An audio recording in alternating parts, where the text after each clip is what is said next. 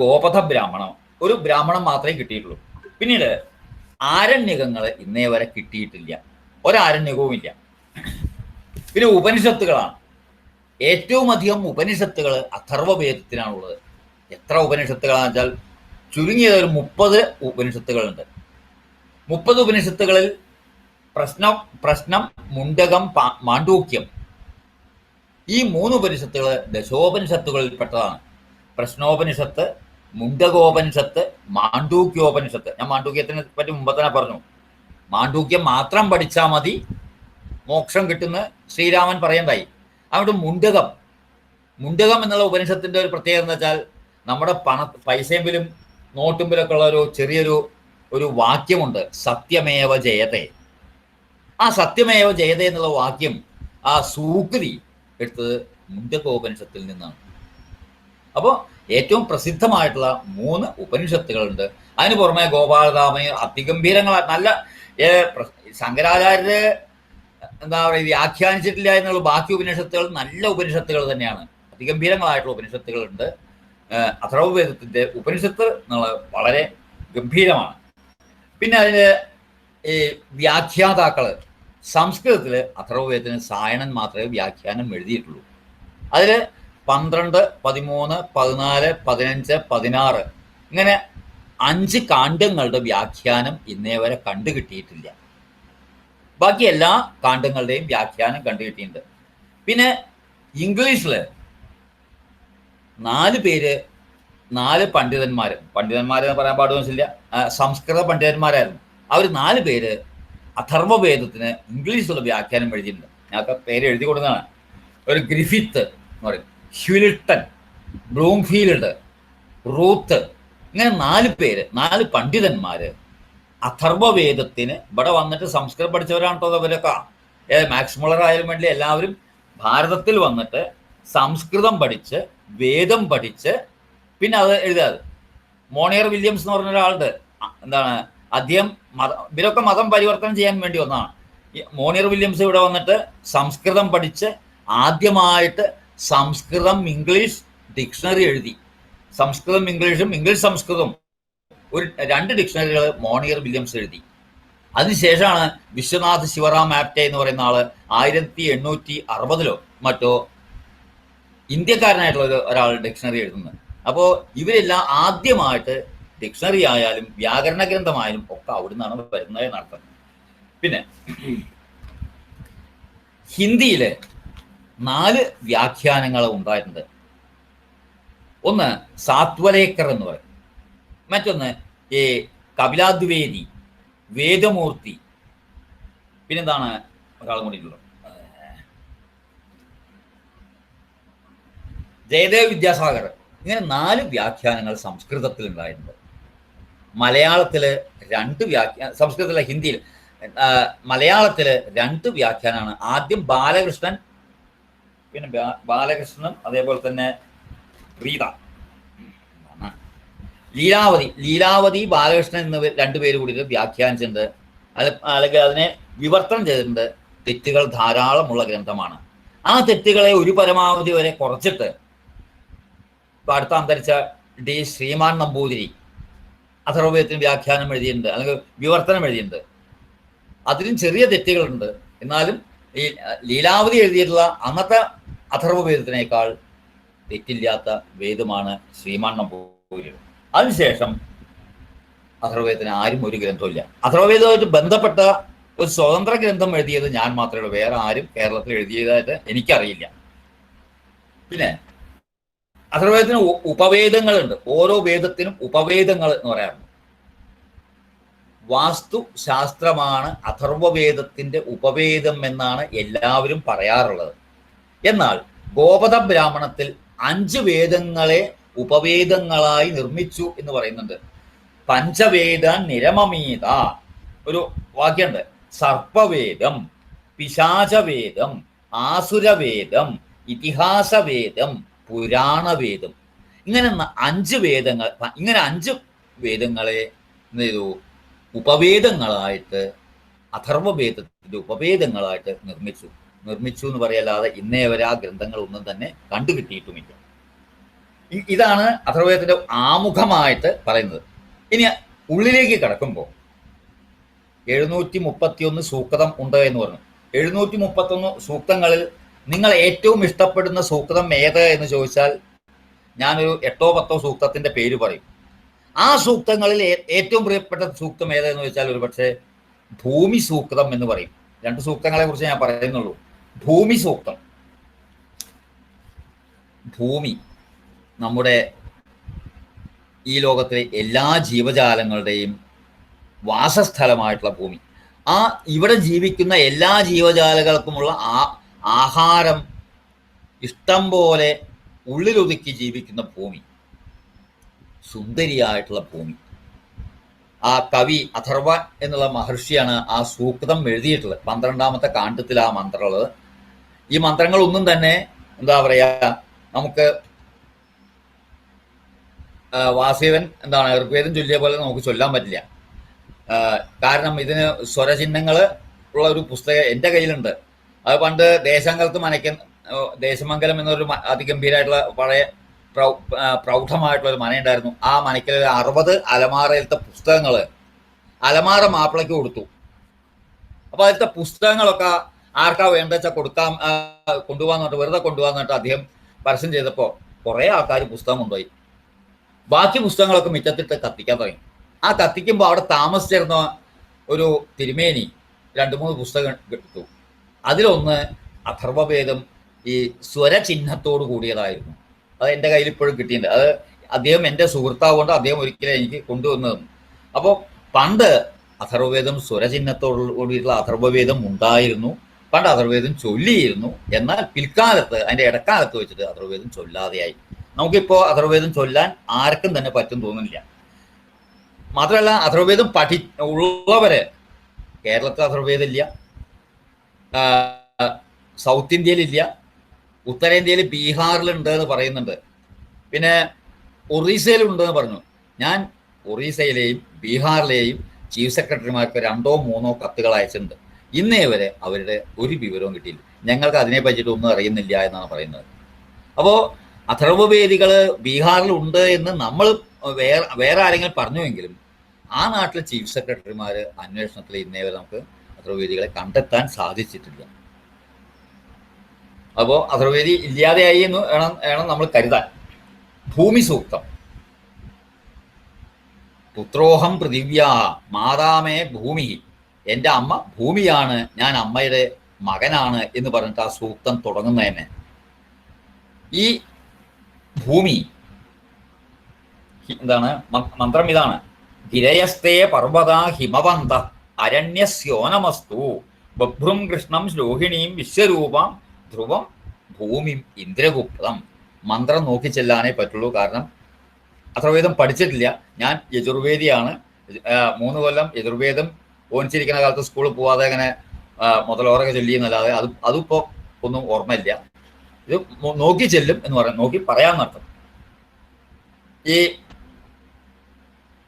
ഭൂമി മഞ്ഞുമൂടിയ പർവ്വതങ്ങൾ, ഹിമാലയ പർവ്വതങ്ങൾ, അതേപോലെ തന്നെ ഇലകളെ കൊണ്ട് പച്ചില മരങ്ങളെ കൊണ്ട് നിറഞ്ഞ കാടുകൾ, ജലസമൃദ്ധമായ ജലാശയങ്ങൾ, നദീനദങ്ങൾ, ജലാശയങ്ങൾ, ഇവയെ കൊണ്ട് സമൃദ്ധമായ ഈ ഭൂമിയിൽ, ഇന്ദ്രനാൽ സംരക്ഷിക്കപ്പെടുന്ന ഈ ഭൂമിയിൽ ഞാൻ പേടിയില്ലാതെ സന്തോഷത്തോടു കൂടിയിട്ട് അപരാജിതനായി ജീവിക്കുന്നു എന്ന് പറഞ്ഞിട്ടാണ് ആ ഭൂമി സൂക്തം തുടങ്ങുന്നതന്നെ. പക്ഷെ ഇങ്ങനെ ജീവിക്കുന്ന ഭൂമിയിൽ എല്ലാവർക്കും ജീവിക്കാൻ അധികാരമില്ല. ഈ ഭൂമിയെ വേണ്ടതുപോലെ സംരക്ഷിക്കാത്ത പക്ഷം ഭൂമി മരിക്കും. ONV കുറുപ്പ് ഇനിയും മരിക്കാത്ത ഭൂമി കവിത എഴുതി. ഈ ഭൂമി മരിക്കാറായിരുന്നു. കാരണം സത്യം ബൃഹത് ഋതമുഗ്രം എന്ന് പറയുന്ന ഒരു മന്ത്രമുണ്ട്. ആ മന്ത്രത്തിൽ ഇവിടെ ജീവിക്കുന്നവൻ എന്തെല്ലാം കർത്തവ്യങ്ങൾ നിറവേറ്റണം, എങ്ങനെ ജീവിക്കണം എന്ന് അവിടെ പറയുന്നുണ്ട്. അങ്ങനെ ജീവിച്ചാൽ മാത്രമേ ഭൂമി മരിക്കാതിരിക്കുകയുള്ളൂ. അപ്പൊ ഭൂമി മരിക്കാതെ ഇരിക്കണമെങ്കിൽ നിങ്ങൾ ഭൂമിയെ സംരക്ഷിച്ചുകൊണ്ട് ജീവിക്കണം.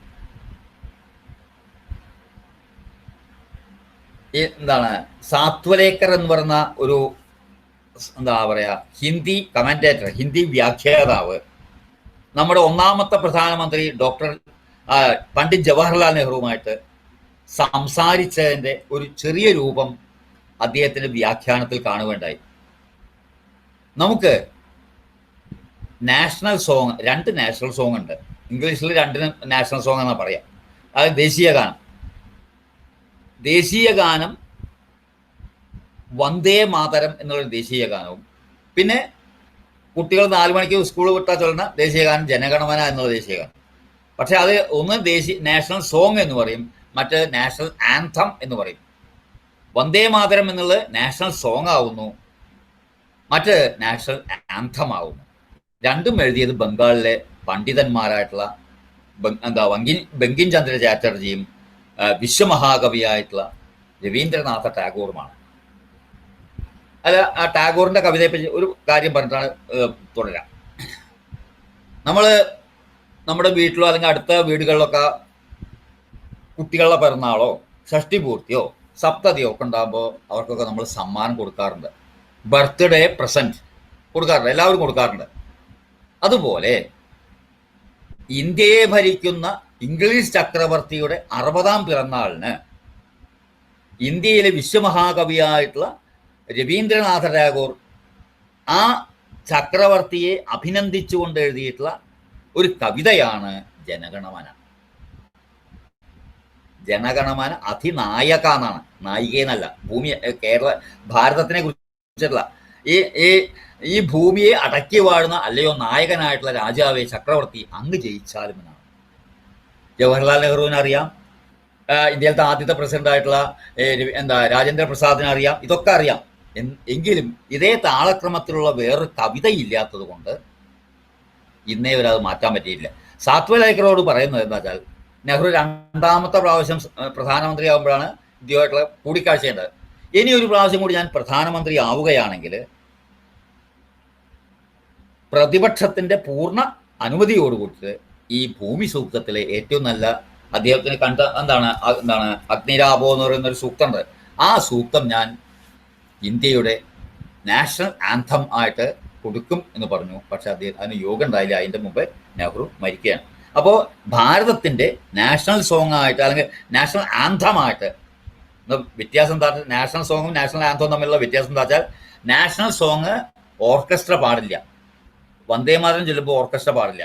എന്നാൽ നാഷണൽ ആന്തം ഓർക്കസ്ട്ര ഇല്ലാതെ ചൊല്ലുവരുത്, ജനഗണമന ചൊല്ലുമ്പോൾ ഓർക്കസ്ട്ര വേണം എന്നാണ് അർത്ഥം. അതാണ് അതിൻ്റെ നിയമം വ്യത്യാസം. പോട്ടെ. ഇനി അതുപോലെ വേറൊരു സൂക്തമാണ് കാലസൂക്തം. കാലം നിങ്ങൾ കേട്ടിട്ടുണ്ടോ? കാലം കാലം എന്നാ തുടങ്ങിയത് അറിയില്ല, കാലം എന്നാണ് അവസാനിക്കുക അറിയില്ല. അനവധിയായിട്ടുള്ള അവധി അവസാനമില്ലാത്ത കാലം. ഈ കാലത്തിനെ അടിസ്ഥാനമാക്കിയിട്ട് ഉള്ള സൂക്തം അതിഗംഭീരമായിട്ടുള്ള സൂക്തമാണ്. ആ സൂക്തം 19ാമത്തെ കാണ്ഡത്തിലാണുള്ളത്. അതിൻ്റെയും എന്താ പറയുക, ഋഷി ഭൃഗു ഋഷി തൃഷ്ടും ഛന്ദ കാലോ ദേവത, കാലൻ എന്നുണ്ട്, കാലഹ എന്ന് 2 അർത്ഥമുണ്ട്.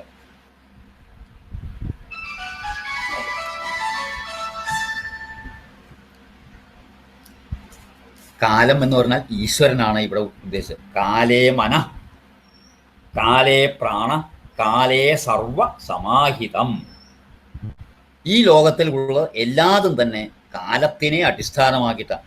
സൂര്യൻ ഉദിക്കുന്നതും സൂര്യൻ അസ്തമിക്കുന്നതും കാറ്റ് വീശുന്നതും ഭൂമി തിരിയുന്നതും വെളിച്ചം വരുന്നതും എല്ലാം എല്ലാം എല്ലാം ഈ കാലത്തിനെ അടിസ്ഥാനമാക്കിയിട്ടാണ്. നമ്മൾ കാലത്തിനെ അടിസ്ഥാനമാക്കി ജീവിക്കുമ്പോൾ നമ്മളൊരു അടിസ്ഥാനം എടുത്തു, എന്താ? സൂര്യൻ എന്നുള്ളത്. സൂര്യനാണ് നമ്മുടെ ഒരു പോയിന്റ്. സൂര്യൻ ഉദിച്ചാൽ പകൽ കാലമായി, സൂര്യൻ അസ്തമിച്ചാൽ രാത്രി കാലമായി. ഇങ്ങനെ സത്യത്തിൽ കാലം ഇങ്ങനെ രാത്രികാലം അല്ലെങ്കിൽ പകൽക്കാലം എന്നൊന്നില്ല. കാലം ഒന്നേ ഉള്ളൂ. ഭൂതകാലമില്ല, വർത്തമാനകാലമില്ല, ഭാവി കാലമില്ല. അതൊക്കെ ഇതിൽ പറയുന്നുണ്ട്. ഒറ്റ കാലം ഉള്ളൂ. ആ കാലം എന്ന് പറഞ്ഞാൽ ജീവാത്മാവാണ്, പരമാത്മാവാണ്, ഈശ്വരനാണ്.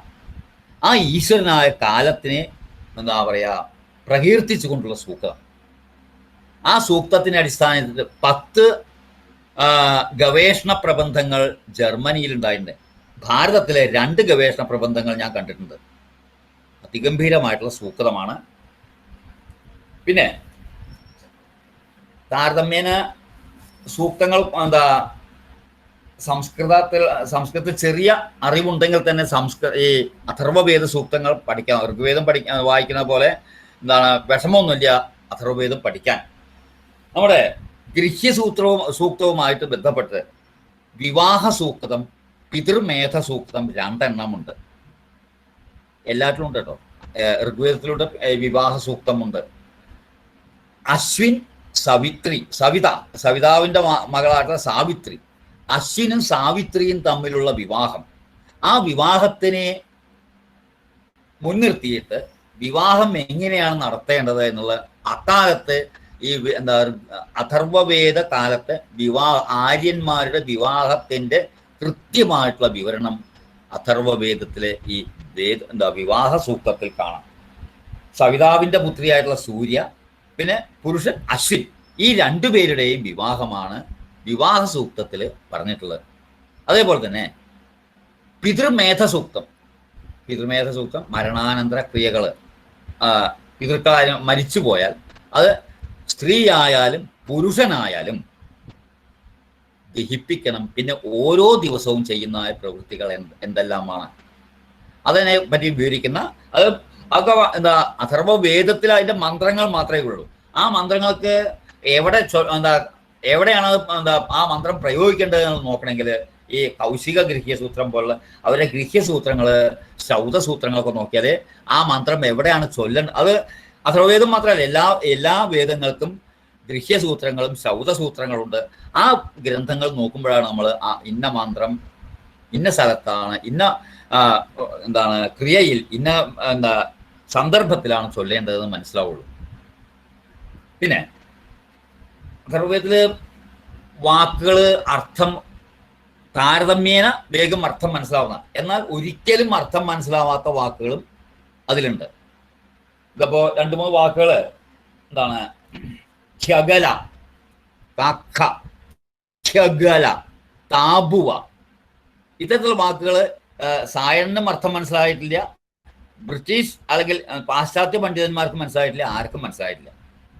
പിന്നെ 20ാമത്തെ കാണ്ഡത്തില് 126 മുതൽക്ക് 137 വരെ സൂക്തങ്ങള്, അത് ആ സൂക്തങ്ങള് ഒന്നും മനസ്സിലാവില്ല. 2 വാക്ക് 1 വാക്ക് ഒക്കെ ഉള്ളതായ സൂക്തങ്ങളാണ്. ആ സൂക്തങ്ങളെ ഗോപത ബ്രാഹ്മണത്തിൽ പറയുന്നത് കുന്താപ സൂക്തങ്ങൾ എന്നാണ് പറയാ. കുന്താപ സൂക്തം, കൂൻ തപതി, കൂൻ പാപങ്ങളെ നശിപ്പിക്കുന്നവ എന്ന അർത്ഥത്തില് കുന്താപ സൂക്തങ്ങൾ എന്നാണ് പറയുന്നത്. എന്നാൽ ആ സൂക്തങ്ങൾക്ക് ഋഷി ഛന്തോ ദേവതകളില്ല. ഓരോ വാക്ക് അല്ലെങ്കിൽ 2 വാക്കേ ഉള്ളൂ ഓരോ സൂക്തത്തിലും. ആ വാക്കുകളാണെങ്കിൽ അർത്ഥം മനസ്സിലാവാത്ത വാക്കുകളുമാണ്. ആ വാക്കുകൾ അത്തരത്തിലുള്ള സൂക്തങ്ങൾ കണ്ടിട്ടാവാം പിന്നീടുള്ള ഏകാക്ഷര മന്ത്രങ്ങൾ ഉണ്ടായത്, ബീജാക്ഷരങ്ങൾ ഒക്കെ ഉണ്ടായത് അങ്ങനെ ആയിരിക്കാമെന്ന് ഇവർ പറയാറുണ്ട്, പറഞ്ഞു കേട്ടിട്ടുണ്ട്. സൂക്തങ്ങളെ കുറിച്ച് ഞാൻ ഇത്രേ പറയുന്നുള്ളൂ. പിന്നെ ഇതിൽ ചർച്ച ചെയ്തപ്പെട്ട വിഷയങ്ങള് ഈശ്വരൻ, എല്ലാ വേദത്തിലും ഈശ്വരനെ കുറിച്ച് ചർച്ച ചെയ്യപ്പെട്ടിട്ടുണ്ട്. അഥർവവേദത്തിലും ഈശ്വരനെ കുറിച്ച് ചർച്ച ചെയ്യുന്നുണ്ട്. ആരാണ് എന്ന് പറയുന്നില്ല, ആ ദൈവത്തിന്റെ പേര് എവിടെയും പറയുന്നത്. ഈശ്വരൻ എന്ന പേര് തന്നെ 1 പ്രാവശ്യമാണ് അഥർവവേദകാരൻ പറയുന്നുള്ളൂ. ഏറ്റവും അധികം ചർച്ച ചെയ്യപ്പെട്ടുള്ള വിഷയമാണത്. ചില സമയത്ത് എല്ലാവരുടെയും പ്രിയപ്പെട്ടവനായ ഐശ്വര്യത്തിന്റെ അധിപനായിട്ടുള്ള ഇന്ദ്രനാണ് ഈശ്വരനായി വരുന്നത്. ചില സമയത്ത് സ്നേഹഗായകനായിട്ടുള്ള വരുണനാണ് ഈശ്വരനായിട്ട് വരിക. ചില സമയത്ത് ഈ ലോകത്തിലെ ജീവജാലങ്ങളുടെ കർമ്മഗതിയെ നിയന്ത്രിക്കുന്ന യമനാണ് ഈശ്വരനായിട്ട് വരുന്നത്. ഇവരെ എല്ലാവരെയും ഈശ്വരനായിട്ടാണ് വരുന്നത്. ആ ഈശ്വരനാണ് ഈ ലോകത്തിലെ എല്ലാം നിയന്ത്രിക്കുന്നത്. ആ ഈശ്വരൻ തന്നെയാണ് ഞാൻ കുറച്ചു മുമ്പ് പറഞ്ഞ കാലമായാലും ശരി ഒക്കെ ഒന്ന് തന്നെയാണ്. യഥ സൂര്യ ഉദേതി അസ്തം യത്ര ഗച്ഛതി തദേഹം അന്യേഹം ജ്യേഷ്ഠം തത് നാത്യേതി കിഞ്ചന. ജ്യേഷ്ഠബ്രഹ്മം എന്ന് പറയും, പരബ്രഹ്മം. ആ പരബ്രഹ്മത്തിനെ മറികടക്കാൻ, അതിനെ അതിക്രമിക്കാൻ നാത്യേതി ആർക്കും സാധ്യം. സൂര്യനായാലും ആർക്കും തന്നെ സാധ്യമല്ല. ആ അതുകൊണ്ട് ആ ബ്രഹ്മത്തിനെ വേണം നമ്മൾ ഈശ്വരനായിട്ട് സങ്കല്പിക്കുവാൻ. അതുകൊണ്ട് പ്രാണായ നമഃ സർവമിതം വശേ ഈശ്വരമിതം. ഈശ്വരൻ എന്നുള്ള വാക്ക് അവിടെ മാത്രം, ഒരു വാക്ക് മാത്രമേ പ്രയോഗിച്ചിട്ടുള്ളൂ. മറ്റ് മതങ്ങള് ഭാരതീയ അല്ലെങ്കിൽ ഹിന്ദുക്കളെ കുറിച്ച് പറയാറുള്ളത് എന്താണ്? അവര് ബഹുദൈവ വിശ്വാസികളാണ്. അവർക്ക് നമ്മളൊക്കെ ആണെങ്കിൽ ഏകദൈവ വിശ്വാസികളാണ് പറയാറുണ്ട്. നമ്മളൊക്കെ അത് കേട്ട് ഇരിക്കാറുണ്ട്. സത്യത്തിൽ നമ്മൾ ബഹുദൈവ വിശ്വാസിയാണോ? അല്ല. ഏകം സത് എന്നാണ് ഋഗ്വേദം പറഞ്ഞത്. സത്ത് എന്നുള്ളത് ഒന്ന് മാത്രമേ ഉള്ളൂ. എന്നാൽ അതിനെ വിപ്രന്മാർ അഗ്നിം യമം ആദരിശ്വാനമാഹു എന്ന് പറയുന്നു. അപ്പോൾ ഒരു ദൈവം മാത്രമേ ഉള്ളൂ എന്ന് നമുക്ക് എല്ലാവർക്കും അറിയാം. അഥർവവേദകാരനും അറിയാം.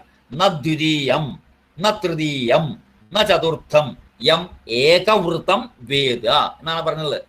ഏകവൃത്തം വേദ, ഒന്ന് മാത്രമേ ഉള്ളൂ എന്ന് മനസ്സിലാക്കിയാലും ദൈവം അനവധിയില്ല, ഒരേ ഒരു ദൈവം മാത്രമേ ഉള്ളൂ എന്ന് അറിഞ്ഞാലും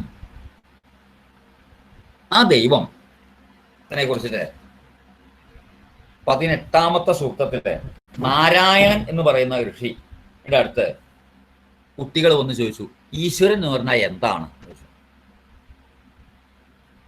ഈശ്വരൻ ബ്രഹ്മം എന്ന് പറഞ്ഞാൽ എന്താണെന്ന് ചോദിച്ചു. അപ്പോ ഋഷി പറഞ്ഞു, നീ ആലോചിച്ച് കണ്ടുപിടിക്കേ എന്ന് പറഞ്ഞു. എന്നാലും ഒരു ക്ലൂ തരണം എന്ന് പറഞ്ഞപ്പോ, ഏതിൽ നിന്നാണോ നമ്മൾ ഉണ്ടാവുന്നത്, ഏതുകൊണ്ടാണോ നമ്മൾ വളരുന്നത്, ഏതിലാണോ നമ്മൾ നശിക്കുന്നത്, അതിനെ നീ ഈശ്വരനായി കാണൂ. ഈ കഥ തന്നെ തൈത്തിരീയ ഉപനിഷത്തിൽ കുറച്ചും കൂടി ക്ലിയർ ആയിട്ട് പറഞ്ഞ, ഇത് സൂചന മാത്രമേ കൊടുത്തിട്ടുള്ളൂ. അഥർവവേദത്തിൽ സൂചന മാത്രം. നമ്മൾ ഏതിൽ നിന്നാണോ ജനിക്കുന്നത്, എന്തുകൊണ്ടാണോ നമ്മൾ വളരുന്നത്, എന്തിലാണോ നമ്മൾ നശിക്കുന്നത്, അതിനെ നമ്മൾ ഈശ്വരൻ എന്ന് പറയാം.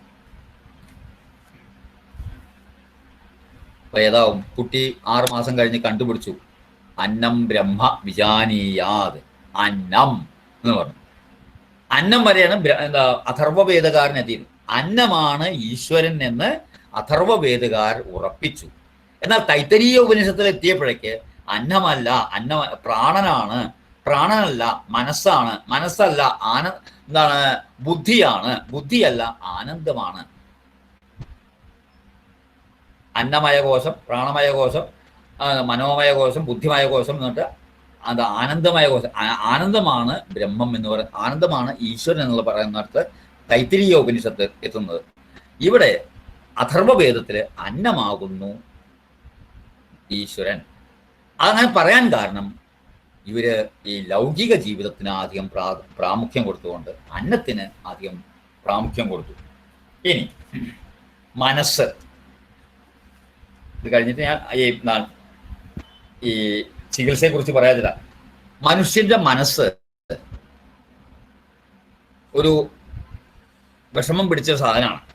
എന്താണ് മനസ്സ്, എവിടെയാണ് മനസ്സ്, ആർക്കും അറിയില്ല. മനസ്സുണ്ടേനും അമരകോശകാരൻ മനസ്സിനും ഹൃദയത്തിനും ഒരേ പര്യായമാണ്. ചിത്തന്തു ചേതോ ഹൃദയം സ്വാന്തം ഹൃൻ മാനസം മന എന്നാണ് പര്യായം പറഞ്ഞത്. ഇവിടെയും മനസ്സിനാണ് അഥർവവേദകാരൻ പ്രാമുഖ്യം കൊടുക്കുന്നത്. ഋഗ്വേദവും യജുർവേദവും സാമവേദവും വാക്കിന് പ്രാമുഖ്യം കൊടുക്കുമ്പോൾ മന്ത്രം ഇതാണ്, ത്രയ്യാവിദ്യ ഏകം പക്ഷം സംസ്കൃതേ. ത്രയ്യാവിദ്യ 3 വിദ്യ കൊണ്ട്, ഋഗ്വേദം കൊണ്ടും യജുർവേദം കൊണ്ടും സാമവേദം കൊണ്ടും വാക്കിന്റെ പക്ഷത്തെ, വാക്കിനെ സംസ്കരിക്കുന്നു. എന്നാൽ അഥർവവേദമാകട്ടെ മനസ ഏവ ബ്രഹ്മ സംസ്കരോതി. ബ്രഹ്മവേദം അഥർവവേദം മനസ്സിനെ സംസ്കരിക്കുന്നു എന്ന് ഐതരേയ ബ്രാഹ്മണത്തിലുള്ളൊരു വാചകമാണ്. അപ്പോൾ മനസ്സിനെ സംസ്കരിക്കുക, മനസ്സിനെ കുറിച്ച് അറിയുക, മനസ്സിനെ കുറിച്ച് അറിഞ്ഞാലാണ് ആത്മജ്ഞാനം പൂർണ്ണമാവുകയുള്ളൂ എന്ന് പറയും. അപ്പോൾ മനസ്സ് എവിടെയാണ് എന്നറിയണം. മനസ്സ് എന്ന് പറഞ്ഞാൽ എന്താ എന്നറിയണം. ആയുർവേദത്തിന്റെ കാര്യത്തില് മനസ്സ് 2 മനസ്സുണ്ട്, അല്ലെങ്കിൽ 2 ഹൃദയമുണ്ട്. ഹൃദയം 2 എന്താണ് 2 ഹൃദയം? ഉപാദേയ ഹൃദയവും അനുപാതേയ ഹൃദയം, ഉപാധേയം എടുക്കാൻ പറ്റുന്ന ഹൃദയം, മറ്റത് എടുക്കാൻ പറ്റാത്തത്. അപ്പൊ അതന്നെയാണ് മനസ്സും. മനസ്സും ഹൃദയവും ഒന്നാണ് എങ്കിൽ ഹൃദയം രണ്ടെണ്ണമുണ്ട്. ഒന്ന് രക്തം ശുദ്ധീകരിക്കുന്ന ഈ ഹൃദയം, നമ്മുടെ ഇടത്ത് ഭാഗത്ത്, മാറത്തെ ഇടത്ത് ഭാഗത്തുള്ളത്. എന്നാൽ അതല്ലാതെ വേറൊരു ഹൃദയം ശിരസ്സിലെ ബ്രഹ്മരന്ധ്രത്തിന്റെ താഴെയായിട്ട് 1,78,000 ഞരമ്പുകളാൽ ഘടിപ്പിക്കപ്പെട്ടുള്ള ഒരു ഹൃദയമുണ്ട്. അതിന് ഞരമ്പുകളുടെ ഒരു കൂട്ടം, ആ ഞരമ്പുകളുടെ കൂട്ടമാണ് ഹൃദയം എന്ന് പറയാറുണ്ട്. അതുതന്നെയാണ് മനസ്സ്. ആ മനസ്സിനെയാണ് സംസ്കാരം. ആ മനസ്സിൽ നിന്നാണ് മനസ്സ ചന്ദ്രോ അജായത, ആ മനസ്സിൽ നിന്നാണ് ചന്ദ്രൻ ജനിച്ചത്. ചന്ദ്രമാ മനസോജാത ചക്ഷോ സൂര്യ അജായത എന്ന് അഥർവവേദത്തിൽ പറയുന്നുണ്ട്. അപ്പോ ചന്ദ്രൻ ജനിച്ചത് മനസ്സിൽ നിന്നും, സൂര്യൻ ജനിച്ചത് കണ്ണിൽ നിന്നുമാണ് എന്ന് പറയുന്ന ഒരു മന്ത്രമുണ്ട്. ഇനി ഇതേപോലെ ആത്മാവ്, സ്വപ്നം, ഒട്ടനവധി കാര്യങ്ങളെക്കുറിച്ച് വിഷയം പറയുന്നുണ്ട്. പിന്നെ അഥർവവേദമാണല്ലോ, സാധാരണക്കാരുടെ വേദമാണ്. അപ്പോൾ വളരെ നിസ്സാരമായിട്ടുള്ള അന്ധവിശ്വാസങ്ങൾ ധാരാളം അക്കാലത്തുണ്ടായിരുന്നു. അന്ധവിശ്വാസത്തിന്റെ ഭാഗമാണ് ശകുനം നോക്കിയിരുന്നു. കുട്ടികളുടെ പല്ല് വരുമ്പോൾ താഴത്തെ പല്ല് വരുന്നതിൻ്റെ ഒപ്പം മുകളിലത്തെ പല്ല് വന്നാൽ ആ കുട്ടി പിതൃഘാതകനാവും, അച്ഛനെ കൊല്ലുന്നവനാവും എന്ന് പറയുന്ന ഒരു മന്ത്രമുണ്ട്. അതേപോലെ തന്നെ തുടർച്ചയായിട്ട് പെൺകുട്ടികൾ ഉണ്ടായാൽ പിന്നീട് ആൺകുട്ടി ഉണ്ടാവാൻ വേണ്ടിയിട്ട് നിങ്ങൾ പ്രത്യേകം മന്ത്രങ്ങൾ ചെയ്യണം, പ്രത്യേക ക്രിയകൾ ചെയ്യണം. തുടർച്ചയായിട്ട് പെൺകുട്ടികൾ ഉണ്ടാവുന്നത് തറവാട് നഷ്ടമാണ്. പിന്നെ പെൺകുട്ടി ഇല്ലാതെ ആവുകയാണെങ്കിൽ നമ്മൾ ആൺകുട്ടി ഉണ്ടാവാൻ വേണ്ടി പുംസവനം നടത്തുന്നത് പോലെ പെൺകുട്ടി ഉണ്ടാവാൻ വേണ്ടിയിട്ട് സ്ത്രീ സവനവും നടത്തിയിട്ടുണ്ട്. അതിൻ്റെ ഒരു ഭാഗം അഥർവവേദത്തിൽ പറയുന്നുണ്ട്. പിന്നെ ശകുനം ആവട്ടെ, സഹോദരനില്ലാത്ത പെൺകുട്ടിയെ വിവാഹം ചെയ്യരുത്. അതുകൊണ്ടാണ് കാളിദാസൻ പാർവതിക്ക് സഹോദരനെ ഉണ്ടാക്കിയിട്ടാണ് വിവാഹം ചെയ്തത്.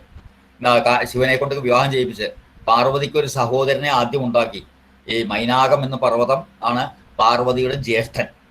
അപ്പോൾ മൈനാകന്റെ രണ്ടാമത് ജനിച്ച മൈനാകന്റെ സഹോദരിയായിട്ടുണ്ടായ കുട്ടിയാണ് പാർവതി. അപ്പോൾ സഹോദരൻ ഇല്ലാത്ത കുട്ടിയെ വിവാഹം കഴിക്കരുത് എന്ന് അഥർവവേദത്തിൽ കാണുന്നുണ്ട്. ഇത്തരത്തിലുള്ള അന്ധവിശ്വാസങ്ങൾ നിറഞ്ഞ ഒരു വേദമാണ് ഇത്. ഇനി ഞാൻ പറയുന്നത് ആയുർവേദത്തിനെ കുറിച്ചിട്ടാണ്. 1/5 ഭാഗം മന്ത്രങ്ങളും അഥർവവേദത്തിലെ മന്ത്രങ്ങൾ ആയുർവേദവുമായി ബന്ധപ്പെട്ടതാണ്. ചരക മഹർഷിയുടെ ശിഷ്യന്മാര് ഒരു ദിവസം ചോദിച്ചു, 4 വേദങ്ങളിൽ ഏത് വേദത്തിനോടാണ് ഭക്തി കാണിക്കേണ്ടത്? അപ്പൊ ചരകൻ പറഞ്ഞു, അഥർവവേദേ ഭക്തിരാവേശ്യ. എന്താ അതിന് കാരണം? ആയുർവേദം ഉപാംഗം അഥർവവേദസ്യ. അഥർവവേദത്തിന്റെ ഉപാംഗമാണ്, അഥർവവേദത്തിൽ നിന്ന് ഉണ്ടായതാണ് ആയുർവേദം. അതുകൊണ്ട് നമ്മൾ ഏറ്റവും അധികം പഠിക്കേണ്ടത്, ഏറ്റവും അധികം ബഹുമാനിക്കേണ്ടത് അഥർവവേദത്തെയാകുന്നു എന്ന് പറയുന്നുണ്ട്. നമ്മള് ആൾക്കാരെയൊക്കെ അനുഗ്രഹിക്കുമ്പോൾ ശതം ജീവ എന്ന് പറയാറുണ്ട്. ശതം ജീവ ശരദോ വർദ്ധമാനം എന്നൊക്കെ മന്ത്രമൊക്കെ ചൊല്ലാറുണ്ട്. എന്താ ശതം ജീവ? 100 കൊല്ലം വരെ ജീവിക്കൂ. കൃതയുഗത്തിൽ 400, പിന്നെ ഓരോ യുഗം കഴിയുമ്പോൾ 100 കുറഞ്ഞ് ഇപ്പോൾ കലിയുഗത്തിൽ 100 വയസ്സാണ് ആയുസ് പറയുന്നത്. 100 വയസ്സ് വരെ നമ്മൾ ജീവിക്കുമോ?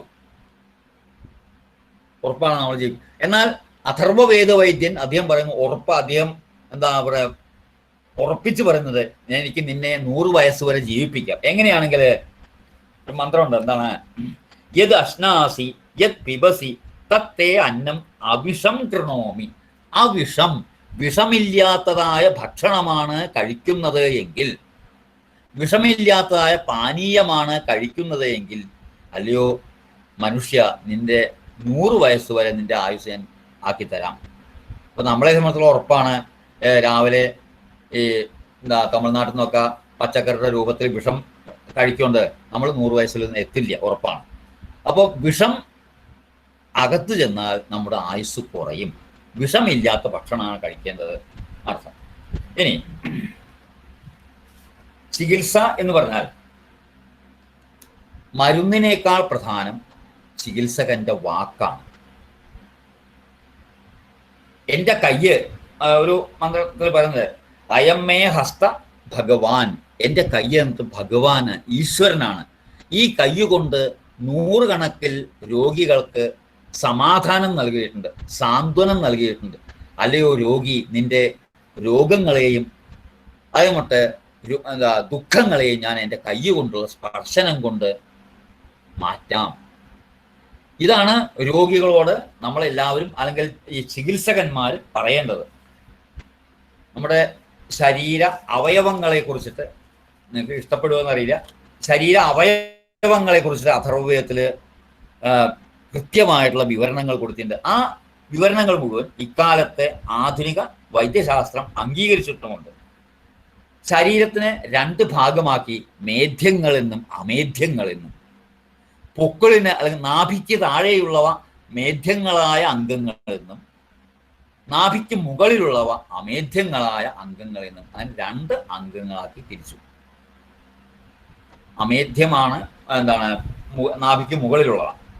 പിന്നെ തലയില് ഏകകപാലം ശിര എന്നാണ് അഥർവവേദത്ത് പറയുന്നത്. എന്നാൽ ആയുർവേദമായപ്പോഴേക്ക് ചരകൻ 4 കപാലം വേണമെന്ന് പറയുന്നു. അതായത് നമ്മുടെ തലയിൽ 4 കപാലം, 4 തലയോടുണ്ട് എന്ന് ചരകൻ പറയുന്നു. സുശ്രുതൻ ഷട്ട് കപാല 6 കപാലമുണ്ട് എന്ന് പറയുന്നു. അപ്പൊ ഏതാ ശരിയെന്ന് നമുക്കറിയില്ല, ഞാൻ ആയുർവേദം പഠിച്ചിട്ടില്ല.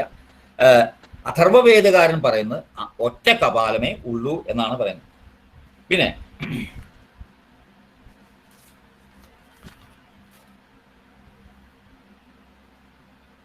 വിരലുകള് വളയ്ക്കുന്നു, 2 വളവ് വളയ്ക്കുന്നു, 3 വളവ് വളയ്ക്കുന്നു. ഇതൊക്കെ ആര് ചെയ്തതാണ് എന്ന് പറയുന്ന ഒരു ചോദ്യമുണ്ട് അഥർവവേദത്തിലെ. മന്ത്രം ഇതാണ്, എന്താണ്? കേന പാർഷ്ണീ അഭ്യതേ പുരുഷസ്യ കേന കേന ഗുൽഭൗ കേന അങ്കുലി പേശിനി എന്നിട്ടൊരു വലിയൊരു മന്ത്രമാണ്. ഈ വിരലുകള് 4 വിരലുകൾക്ക് ഓപ്പോസിറ്റ് ആയിട്ടുള്ള ഒരു വിരല് അങ്കുലി മാത എന്നാണ് അദ്ദേഹം ആ അഥർവവേദ മഹർഷി പേരിട്ട്. അങ്കുലി മാതാവ് ഈ 4 വേദങ്ങളുടെയും 4 വിരലുകളുടെയും അമ്മയായിട്ടുള്ള തള്ളവിരല്. ഈ തള്ളവിരല് ഉണ്ടാവുകൊണ്ടാണ് ഈ ലോകത്തിൽ ഇന്ന് കാണുന്ന സംസ്കാരം മുഴുവൻ ഉയർന്നത്. അത് നമുക്ക് എല്ലാവർക്കും അറിയാം. തള്ളവിരല് ഇല്ലായിരുന്നുവെങ്കിൽ അണ്ണാർക്കണ്ണനൊക്കെ ഈ കതിര് 2 കൈ കൊണ്ട് പിടിച്ചിട്ടാ കഴിക്കുക. കാരണം തള്ളവിരലില്ല.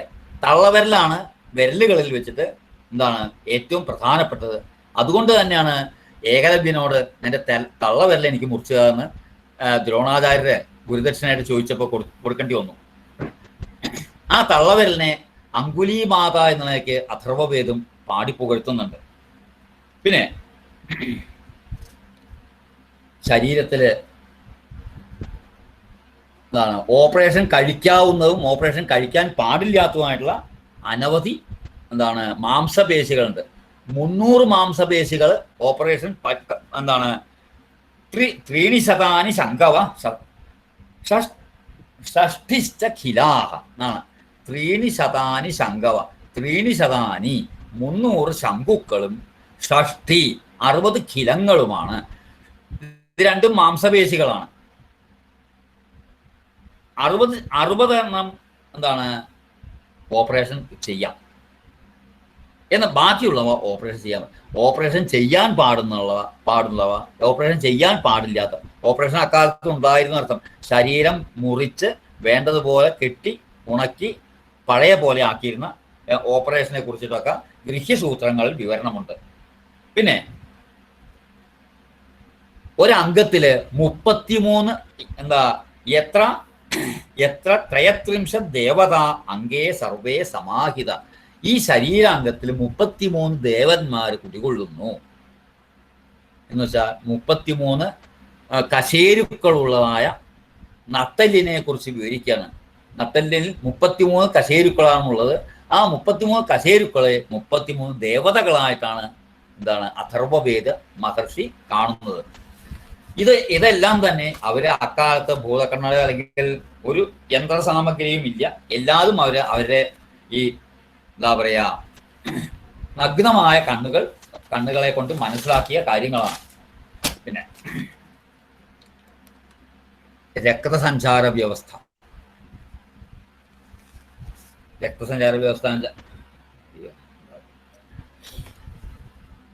ശരീരത്തില് 700 രക്തവാഹിനി കുഴലുണ്ട് എന്നാണ് പറയുന്നത്. 4 തരത്തിലുള്ള കുഴലുകളുണ്ട്. 4 തരത്തിലുള്ള 4 നിറത്തിലുള്ള നാഡികളുണ്ട്. അതില് വെളുത്ത നിറത്തിലുള്ള നാഡികള് എന്താണ് അതിനെ കഫവാഹിനികൾ എന്ന് പറയുന്നു. പിന്നെ ലോഹിത നിറത്തില് ചുവന്ന നിറത്തിലുള്ള കുഴലുകൾ രക്തവാഹിനികൾ എന്ന് പറയുന്നു. എന്നിട്ട് നീല നിറത്തിലുള്ളവ പിത്തവാഹിനികൾ എന്ന് പറയുന്നു. ഇങ്ങനെ വിവിധ നിറത്തിലുള്ള മന്ത്രം ഇതാണ്: കോസ്മിൻ ആപോ വ്യതഥാത്. ഇതാരാണ് ഇത്തരത്തിലുള്ള ഞരമ്പുകളെ നിർമ്മിച്ചത്? തീവ്ര അരുണ ലോഹിത താമ്രധൂമ്ര ഊർധ്വ അവാചി പുരുഷേ തിരശ്ചി. ഈ രക്തങ്ങൾ നമ്മുടെ ശരീരത്തിൽ നിന്ന് പുറപ്പെടുന്ന രക്തം തലച്ചോറിലേക്ക് ആരാണ് കൊണ്ടുപോകുന്നത്? നേരെ മുകളിലേക്ക് കൊണ്ടുപോകുന്നത്. അതേപോലെ വിലങ്ങൻ ആരാണ് കൊണ്ടുപോകുന്നത്? ഇതിന്റെ കൊണ്ടുപോകുന്നത് ആരാണ് ആള് എന്ന് എപ്പോഴും അങ്ങനെ ആ ആൾക്ക് നമസ്കാരം എന്ന് പറഞ്ഞിട്ടാണ് ഓരോ മന്ത്രവും അവസാനിക്കുന്നത്. പിന്നെ ഇതില് രോഗങ്ങൾ എന്ന് പറഞ്ഞാൽ ഒട്ടനവധി രോഗങ്ങൾ പറഞ്ഞിട്ടുണ്ട്. അതില് ഹിംസിഷു ശതം എന്നൊരു വാക്കുണ്ട്. ഹിംസിഷു ശതം 100 രോഗങ്ങള്, മിക്കവാറും മരണം ഉണ്ടായേക്കാവുന്ന രോഗങ്ങൾ 100-ലേറെ രോഗങ്ങളുണ്ട്. ശരിയായ ചികിത്സ കിട്ടിയില്ലെങ്കിൽ 100-ലേറെ രോഗങ്ങൾ കാരണം നമ്മൾ മരിക്കാം. അതിൽ ഏറ്റവും അധികം എന്താ പറയാ വിവരിച്ച രോഗം തക്മൻ എന്ന രോഗമാണ്. ആ തക്മൻ എന്നുള്ള രോഗം എന്താണ് എന്ന് ഇന്നേ വരെ ആർക്കും കണ്ടുപിടിക്കാൻ പറ്റിയിട്ടുമില്ല. അത് ആയുർവേദ പണ്ഡിതന്മാർക്കും ഒന്നും പറഞ്ഞില്ല. തക്മൻ എന്ന് പറഞ്ഞാൽ ഓരോ മണിക്കൂർ കൂടുമ്പോഴും ശരീര ഊഷ്മാവ് ഇങ്ങനെ വർദ്ധിക്കുക, അല്ലെങ്കിൽ ഓരോ മണിക്കൂർ കൂടുമ്പോഴും ശരീര ഊഷ്മാവ് ഇങ്ങനെ കുറയുക. തണുത്ത തക്മനുണ്ട്, ചൂടുള്ള തക്മനുണ്ട്. അത് 3 ദിവസമേ ഉണ്ടാവുള്ളൂ. 3 ദിവസക്കാലം ഈ പനി അല്ലെങ്കിൽ ഈ ശരീര ഊഷ്മാവ് ഇങ്ങനെ വർദ്ധിക്കും. ആ വർദ്ധിച്ച ശരീര ഊഷ്മാവിനെ കുറയ്ക്കാൻ മരുന്നില്ല സത്യത്തില്. അതിനാകെ ഒരു മരുന്ന് വെച്ചാൽ പ്രകൃതി ചികിത്സയാണ്. പ്രകൃതി ചികിത്സ എന്ന് വെച്ചാൽ മഴു, എന്താണ് കോടാലി എന്ന് പറയുക, മഴു കണല് പോലെ ചൂടാക്കിയിട്ട് നമ്മുടെ അടുപ്പിലെ കണലിന്റെ നിറവും മഴു, കരുവാന്റെ ആലയിലൊക്കെ ഇരുമ്പ് ചൂടാക്കുന്നത് കേട്ടിട്ടുണ്ടാവാം. അത് ആ വളരെ ചൂടാക്കി കഴിഞ്ഞാൽ ഒരു പാത്രത്തിലെ വെള്ളം എടുത്തിട്ട് ആ പാത്രത്തിൽ മഴു കൊണ്ട് വെക്കുക. അപ്പൊ ആ വെള്ളം ചൂടാവും. ആ ചൂട് വെള്ളം ഈ രോഗിയുടെ തലയിൽ ഒഴിക്കുക. ദിവസേന 8-10 പ്രാവശ്യം ഇങ്ങനെ ചെയ്താൽ ആ കുട്ടിയുടെ ശരീര ഊഷ്മാവ് നിയന്ത്രിക്കാൻ പറ്റും. അങ്ങനെ നിയന്ത്രിക്കാൻ പറ്റിയെങ്കിൽ അയാളുടെ ജീവിതം രക്ഷപ്പെടുത്താം, അല്ലെങ്കിൽ അയാൾ മരിക്കുമെന്നാണ് ഈ കൗശിക ഗൃഹ്യസൂത്രത്തിൽ പറഞ്ഞത്. ഞാൻ ആ മന്ത്രം മറ്റേതിലുണ്ട്, ഇതില് വിവരണങ്ങളുണ്ട്. അപ്പോൾ തക്മൻ എന്നുള്ള രോഗം എന്താണെന്ന് അറിയില്ല, അതിന് മരുന്ന് അവർ കണ്ടുപിടിച്ചിട്ടില്ല. ആകെയുള്ള പ്രതിവിധി ഇതാണ്, ഈ മഴ കൊണ്ടുള്ള പ്രയോഗമാണ് പ്രതിവിധി. പിന്നെ അസ്ഥിഭംഗത്തിനെ പറ്റി പറയുന്നത്, അസ്ഥിഭംഗം വെച്ചാൽ എല്ല് പൊട്ട്, കയ്യ് പൊട്ടൽ ഇപ്പൊ ധാരാളമുള്ള ഇതാണ്. വണ്ടിയുടെ ആരക്കാല് മുറിയുന്നത് പോലെ ശരീരത്തിന്റെ ഓരോ ഭാഗങ്ങൾ മുറിയുന്നു എന്നാണ് ആ മന്ത്രം പറഞ്ഞത്. മന്ത്രം പറഞ്ഞിട്ട് കാര്യമില്ലാതെ അത് ചെറിയ അസ്ഥിഭംഗമാണെങ്കിൽ അരക്കുകൊണ്ട് അവർ ഉറപ്പിച്ചിരുന്നു. നമ്മളിപ്പോ അരക്ക് നമ്മുടെ പരീക്ഷയിലൊക്കെ സ്കൂളിലൊക്കെ ഗവൺമെന്റ് പരീക്ഷയ്ക്ക് നമ്മൾ അരക്ക് ഉപയോഗിക്കാറുള്ളൂ. അരക്ക് എന്നുള്ള സാധനം ആ അഥർവവേദ കാലത്ത് ചികിത്സയിൽ ഉപയോഗിച്ചിരുന്നു. ചെറിയ എല്ലിന്റെ പൊട്ടൊക്കെ അരക്ക് കൊണ്ട് അവര് കൂട്ടിച്ചേർത്തിരുന്നു. വലിയ പൊട്ടുണ്ടായാൽ അവർ പ്രത്യേകമായിട്ടുള്ള മരുന്നുകൾ ചേർത്തുള്ള ഉണ്ടാക്കിയിട്ടുള്ള പശ കൊണ്ട്, ഒക്കെ പശയാണ്, പശ കൊണ്ടും മാറ്റിയിരുന്നു. അങ്ങനെ ധാരാളം ഈ എന്താ പറയുക അസ്ഥിഭംഗത്തെ കുറിച്ചുള്ള കഥകൾ ഇതിൽ പറയുന്നുണ്ട്. പിന്നെ മന്ത്ര ഇതുണ്ട് പറഞ്ഞില്ലേ, മന്ത്രവാദം.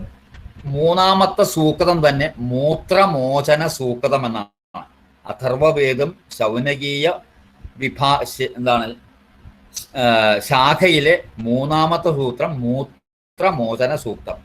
നാരായണൻ എന്ന് പറയുന്ന ഋഷി ഒരു ഗർഭപുല്ല് കയ്യിൽ പിടിച്ചിട്ട് പറയാണ്, ഈ ഗർഭപുല്ല് ഭയങ്കര ശക്തിയുള്ള, എൻ്റെ മന്ത്രശക്തി കൊണ്ട് ഗർഭപുല്ലിന് ഭയങ്കര ശക്തിയുണ്ട്. അല്ലയോ മൂത്രമൊഴിക്കാൻ സാധിക്കാതെ 2-3 ദിവസമായിട്ട് മൂത്രം തളം കെട്ടി നിൽക്കുന്ന നിന്റെ മൂത്രം മുഴുവൻ ഞാൻ ഈ ഗർഭപുല്ല് കൊണ്ട് വലിച്ചെടുക്കുന്നു എന്ന് പറഞ്ഞിട്ട് അദ്ദേഹത്തിന്റെ നാഭിയിലോ അല്ലെങ്കിൽ മൂത്രാശയത്തിനടുത്തോ ഈ ഗർഭപുല്ല് വയ്ക്കുന്നു. ആ ഗർഭപുല്ലിലൂടെ മൂത്രം തന്നെ ഒഴിഞ്ഞു പോകുന്നു. അപ്പോ ഇപ്പോ മൂത്രം പോകാൻ പൈപ്പ് ഇടുന്നു. പണ്ട് മന്ത്രം കൊണ്ട് ഗർഭപുല്ലിന്റെ സഹായത്തോടുകൂടി തുറച്ചിട്ട് എങ്ങനെ ശരിയ മൂത്രം പണ്ട് എടുത്തിരുന്നു. മൂത്രമോചനം എന്നുള്ള ഒരു സൂക്തം തന്നെ ആ ഭാഗത്ത് പറയുന്നുണ്ട്. പിന്നെ വിഷം, 4 തരം വിഷങ്ങളെ പറ്റി പറയുന്നത്. സർപ്പങ്ങളെ കുറിച്ചുള്ള വിഷം, സർപ്പവിഷം, എട്ടുകാലി വിഷം, തേളിന്റെ വിഷം, കടുന്നല് തുടങ്ങിയിട്ടുള്ള ജീവികളുടെ വിഷം. ഈ വിഷങ്ങള് മരുന്നുകള് പല കല്ലുകളാണ്. ചില ഇന്ന കല്ലുകൾ ആ എന്താ പാമ്പ് കുത്തിച്ചാൽ അവിടെ ആ കൊത്തിയ സ്ഥലത്ത് ഇന്ന കല്ല് വെച്ചാൽ ആ കല്ല് ആ വിഷം മുഴുവൻ വലിച്ചെടുക്കും. മറ്റേ എട്ടുകാലിന്റെ വിഷമാണെങ്കിൽ അതിന് വേറെ കല്ലാണ്. ഇത്തരത്തിലുള്ള കല്ലുകളെ കൊണ്ടാണ് വിഷം എടുത്തിരുന്നത്. അങ്ങനെ എടുക്കാൻ പറ്റാത്തതാണെങ്കിൽ ഏത് പാമ്പാ കടിച്ചാൽ ആ പാമ്പിന്റെ തന്നെ വേറെ വിഷം ശരീരത്തിലേക്ക് കയറ്റിയിരുന്നു. അതെങ്ങനെ കയറ്റിയെന്ന് പറഞ്ഞില്ല. വിഷേണ ഹന്മിതേ വിഷം എന്നൊരു പ്രയോഗമുണ്ട്. വിഷം കൊണ്ട് നിന്റെ വിഷത്തെ ഞാൻ ഇതാ നശിപ്പിക്കുന്നു. ആന്റി പോയിസൺ ഇഞ്ചക്ഷൻ എന്നൊക്കെ പറയും ഇപ്പോ. അപ്പൊ നമ്മള് പാമ്പ് കടിച്ച് ആസ്പത്രി ചെയ്യുന്ന ഏത് പാമ്പാ കടിച്ചു വയ്ക്കും. ആ പാമ്പിന്റെ പേരറിഞ്ഞാൽ അവർ അതിനനുസരിച്ചുള്ള ആന്റി പോയിസൺ തരും. അത് ആന്റി പോയിസൺ ഇഞ്ചക്ഷന്റെ പോലെ പണ്ടും ആന്റി പോയിസൺ ഇഞ്ചക്ഷൻ ഉണ്ടോ എന്നറിയില്ല. അവര് വിഷേണ ഹന്മി തേ വിഷം എന്ന് പറഞ്ഞിട്ട് ഒരു ഭാഗം പറയുന്നുണ്ട്.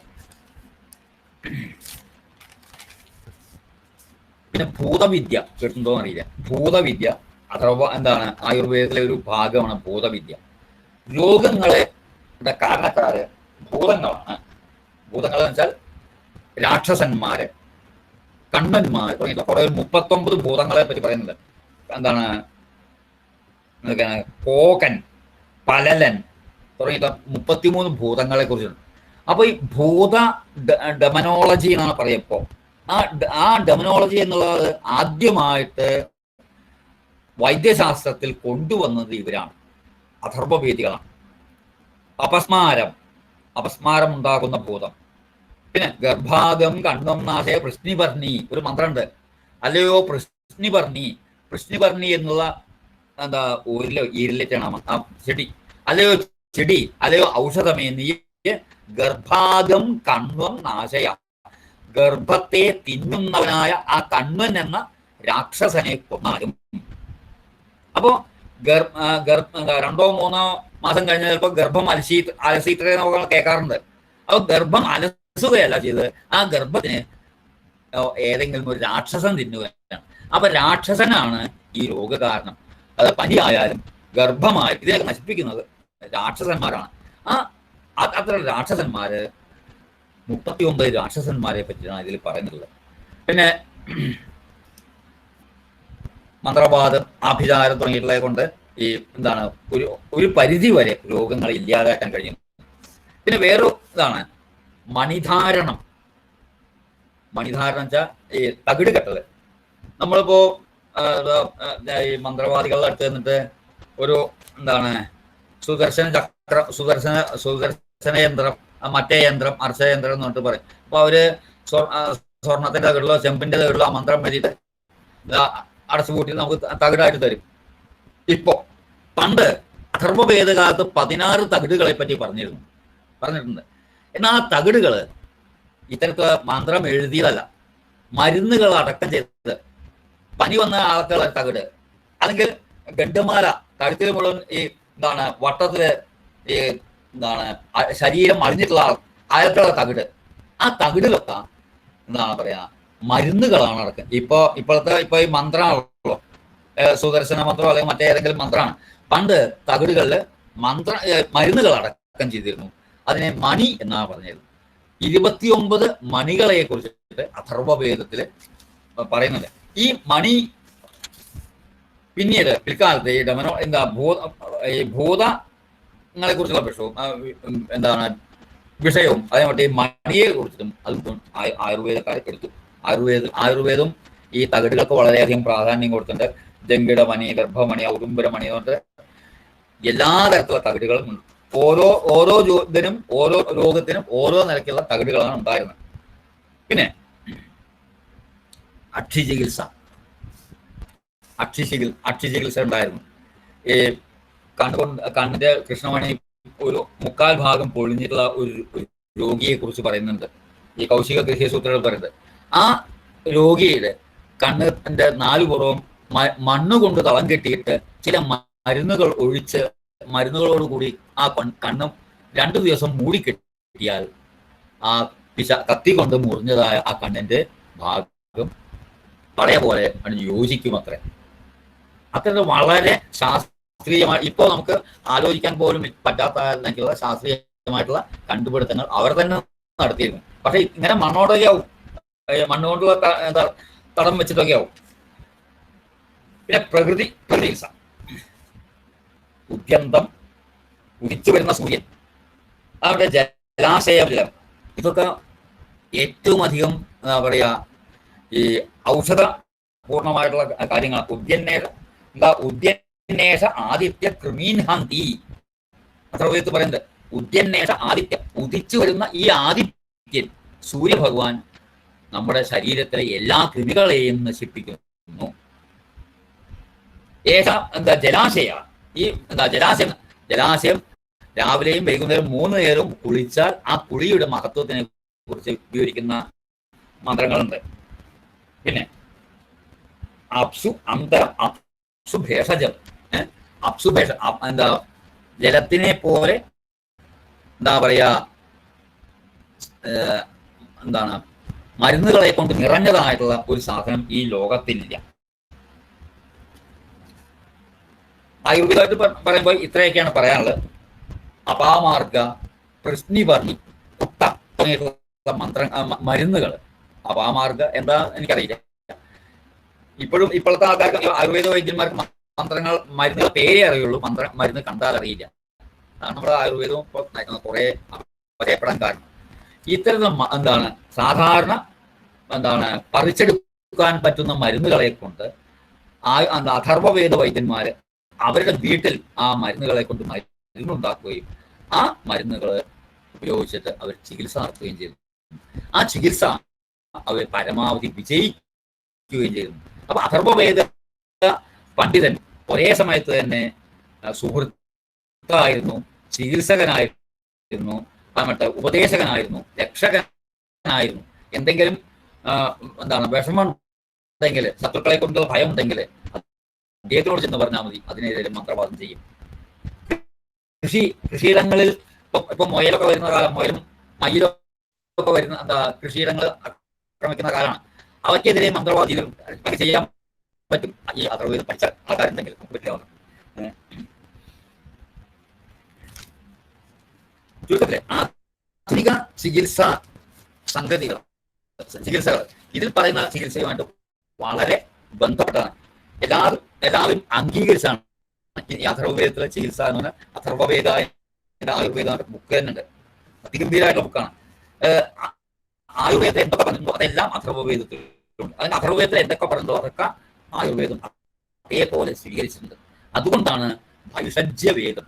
ഭൈഷജ്യം എന്ന് പറഞ്ഞാൽ മരുന്ന് അല്ലെങ്കിൽ മരുന്നോട് രോഗം മാറ്റുക എന്നല്ല, ആ രോഗാണുകളെ നശിപ്പിക്കുന്നത് എന്നാണ് വാക്കിനർത്ഥം. ഏതെങ്കിലും രോഗമുണ്ടെങ്കിൽ ആ രോഗം മാറ്റുക എന്ന, ആ രോഗം ഇനി ആർക്കും വരാത്ത വിധത്തിൽ ഭൂമുഖത്ത് നിന്ന് ഇല്ലാതാക്കുവാനുള്ള ഒരു ചികിത്സാ സമ്പ്രദായമാണ് അക്കാലത്ത് ഉണ്ടായിരുന്നത്. പിന്നെ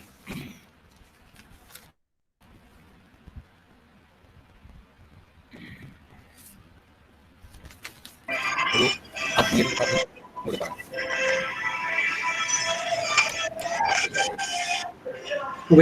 പണ്ട് നമുക്ക് സാധാരണ അഗ്നികളാണ് ഈ യാഗത്തിന് കഥ. ആഹവനീയം, ദാക്ഷിണാത്യം, ഗാർഹപത്യം. ഗാർഹപത്യം, ആഹവനീയം, ദാക്ഷിണാത്യം 3 അഗ്നികളാണ് പണ്ടുണ്ടായിരുന്നത്. നാട്ടിൽ മുഴുവൻ യാഗങ്ങളുമാണ്. അപ്പോ എല്ലാ യാഗത്തിലും ഈ 3 അഗ്നികളും സന്നിഹിതരാവണം. ആ എല്ലാ യാഗങ്ങളിൽ നിന്നും എന്താണ് നെയ്യും മറ്റ് ഹവിസുകളും തിന്നിട്ട് അഗ്നികളാണ് ക്ഷീണിച്ച് ഒരു ദിവസം ഈ 3 അഗ്നികളും മരിച്ചു. കഥയാണോ ഇത്? അഗ്നിയുടെ കഥ എന്ന് പറഞ്ഞിട്ട് പ്രത്യേകം അഥർവവേദത്തിലെ ഒരു ഭാഗത്ത് പറഞ്ഞ കഥയാണ്. അഗ്നിയുടെ കഥ എത്രയേ ഉള്ളൂ. 3 അഗ്നികളും മരിച്ചപ്പോ യാഗം ചെയ്യാൻ നിവൃത്തിയില്ലാതെയായി, വീട്ടിൽ ഭക്ഷണപാകം ചെയ്യാൻ നിവൃത്തിയില്ലാതെയായി. ഒരുത്തം തുര്യാഗ്നി, അതാണ് നമ്മുടെ അഗ്നി, തുര്യാഗ്നി എന്നാണ് പറയുന്നത്. 4ാമത്തെ അഗ്നിയായ നമ്മളെ വീട്ടില് കത്തിക്കുന്ന അഗ്നി, ആ 4ാമത്തെ അഗ്നിയെ ബ്രഹ്മാ സൃഷ്ടിക്കുകയും മുഖേന ഭൂമിയിലെത്തിക്കുകയും ചെയ്തു. പിന്നെ അതിനായി അപ്പോ യാഗങ്ങള് ഈ അഗ്നി തുര്യാഗ്നി വിചാരിച്ചു എന്റെ ജ്യേഷ്ഠന്മാര് ആ 3 മരിച്ചു വരുന്നുള്ളൂ, അവരുടെ ഗതി തന്നെയാവും എനിക്ക് എന്ന് വിചാരിച്ചു. അതുകൊണ്ട് ഞാനും ഇതിന് രക്ഷപ്പെടാൻ നല്ലതെന്ന് വെച്ചാൽ അദ്ദേഹം സമുദ്രത്തിന്റെ അടിയിൽ പോയി ഒളിച്ചിരുന്നു. അപ്പൊ എങ്ങനെ സമുദ്രത്തിന്റെ അടിയിലുണ്ടെന്ന് മനസ്സിലാക്കിയിട്ട് എല്ലാവരും കൂടി അഗ്നിയെ പുറത്തേക്ക് കൊണ്ടുവരികയും, പുറത്തേക്ക് കൊണ്ടുവന്നപ്പോ അഗ്നി, ആ തുര്യാഗ്നി ആ വെള്ളത്തേക്ക് 3 പ്രാവശ്യം തുപ്പിത്തറേ. അങ്ങനെ പറയുന്നത്. തുപ്പിയപ്പോ 3 ദേവതകൾ ഉണ്ടായി. 1ാമത്തെ ദേവത സ്വർഗത്തിലേക്ക് പോയി, 2ാമത്തെ ദേവത പാതാളത്തിലേക്ക് പോയി, 3ാമത്തെ ദേവത അത് ഭൂമിയിലാണ്. ആ സ്വർഗത്തിലെ ദേവന്മാരും പാതാളത്തിലെ ആൾക്കാരും കൂടി അവരുടെ പാപങ്ങൾ മുഴുവൻ ഈ 3ാമത്തെ ദേവത എല്ലാ പാപങ്ങളും നക്കിരിക്കട്ടെ. അതോടുകൂടി അഥർവവേദത്തിലെ കഥ കഴിഞ്ഞു. താന്യബ്രാഹ്മണത്തിലാണ് അതിന്റെ തുടർച്ചയാണ്.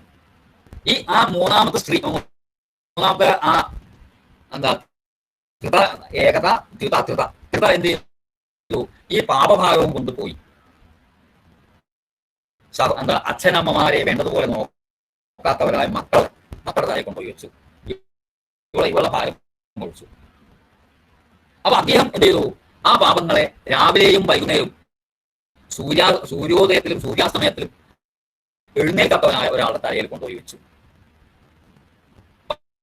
പാപം ഇയാളിൽ നിന്ന് പോയി.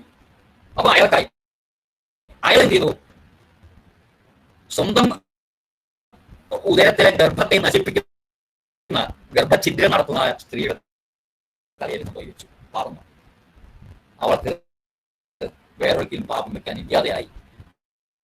ഇന്നും ഈ ലോകത്തെ ഏറ്റവും വലിയ പാപിനിയായിട്ട് എന്താ പറയാ ഗർഭത്തെ നശിപ്പിക്കുന്ന ആ സ്ത്രീയാണ് എന്ന് പറയുന്നു. സുധ എന്താണ് പറയാനുള്ളത്? സുധാമ എന്താണ്? അഥർവവേദ തന്നെ ഒരു ഭാഗം പറയുന്നത് സുധാമയ വരദ വേദമാത, വരദയായ എല്ലാ വരങ്ങളും നൽകുന്നവളായ വേദമാതാവെ ഞാൻ ഇപ്രകാരം എന്നെ പറ്റുന്ന വിധത്തില് സ്തുതിച്ചിരിക്കുന്നു.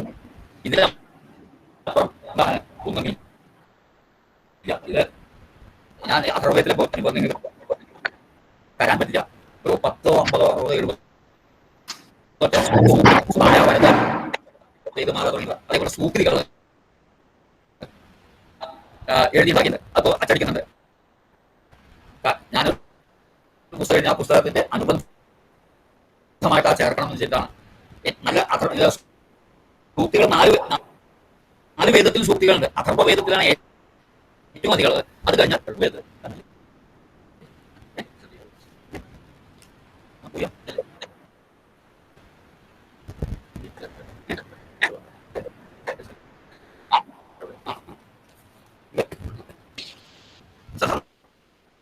നോക്കല്ല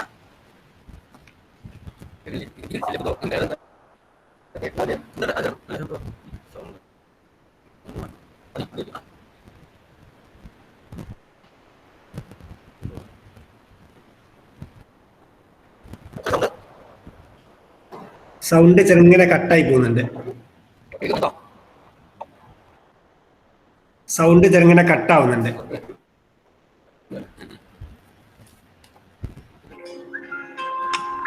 സൗണ്ട് ചെറുങ്ങനെ കട്ടാവുന്നുണ്ട്. സംസാരിച്ച് തുടങ്ങിയാലേ അറിയാൻ പറ്റുന്നല്ലോ. എനിക്കൊന്ന് ബാറ്ററി ലോ ആയതുകൊണ്ടാണോ?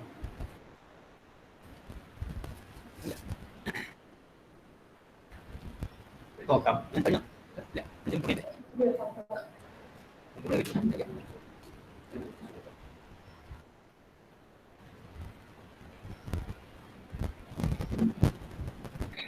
വാസുവേട്ടൻ ഞാൻ പറഞ്ഞത് കേൾക്കുന്നുണ്ടോ?